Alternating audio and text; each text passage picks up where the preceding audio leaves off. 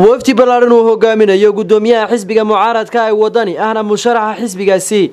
مدن عبد الرحمن عبد الله عرو أيام ما أنت سمع قام سر اللوجو سودويي دجانا بدن وكتير سنقبل كسول سيد دجانا ذا جوميس يجوري أرعى دي عن شدي اللاس عناد وحنا سودوين تقيوين كقادنا يحوجيها ماليات حزب وطني عبد الرزاق خليفة أحمد وحلارك يددوينها على ترى بدن وتاجن هريرها ودوينك kuwaasi oo ku dhawaaqaya ay ku soo dhaweynayaan xisbiga wadani iyagoona sitay astaamaha u gaarka xisbigaasi odayaasha waxgaradka iyo uqaasha ku sugan deegaanadaasi ayaa soo dhaweeyay xisbiga mucaaradka ee wadani waxayna sheegeen in cod iyo cudud ay la garab taagan yihiin xisbiga wadani intaasi runtii aan jeclahay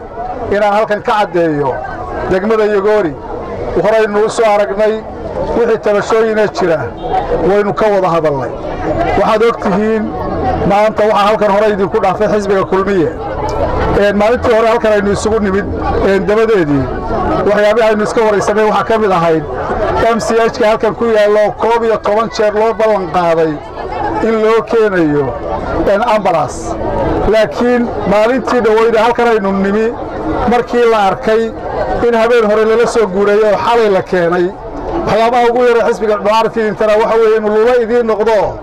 wixii aad ka weydeen 12 jeer ballanqaadka beenta ahaa ku dhacay in la idin ku keenaa 24 saacadood gudahood ujeedada safarka iyagu maanta olole ma aha waxa weeye inaan shacbiga kala qayb galno dhiirigelinta ama wacyigelinta shacbiga inay qaataan kaararka codbixinta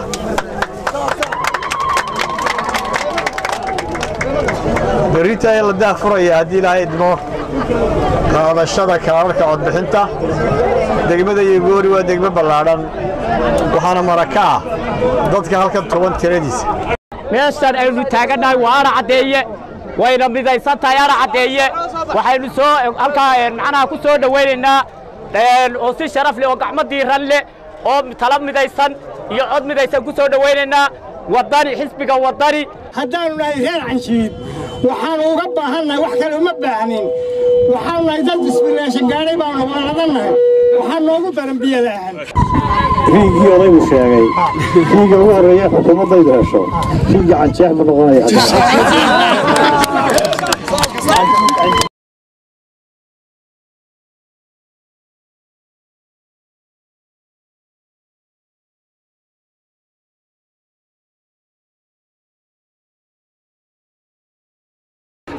aad baanu faraxsanahay waxaanu ku faraxsanahay muuqaalka iyo hoonta iyo quruxda iyo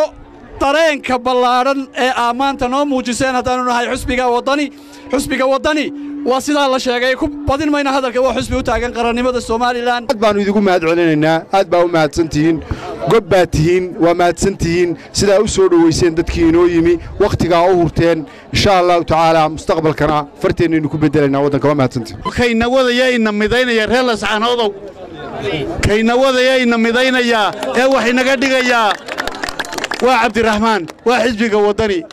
degmada laas caanood iyo degmooyinkii kala duwanaa aanu soo maraynay sidii aad noo karaamayseen ee aad martidii inoo timi ee gobolka inoo timi iyo madaxdii inoo socotay aad u soo dhaweyseen u sharafteen u karaamayseen ilaahay idin karaameeyo gudoomiyahan ku soo dhaweynayaa Allahu akbar Allahu akbar doonayna oo dardaaranka iyagu yahay inta ma shacbiga gobolka Sool iyo gobolka Sanaagba ay qaataan kaararka codbixinta doonaya in la tartamo ama xukunka laga bedelo waa kulmiye asay shacbigu u tijaabiyay 8 sanadood buu hadda xukunka soo hayay qof waliba wax uu ka sheegi karaa xaaladiisa waxa qabadkiisa cadaaladiisa inta wax uu ka sheegaynaa waxaan u baahanahay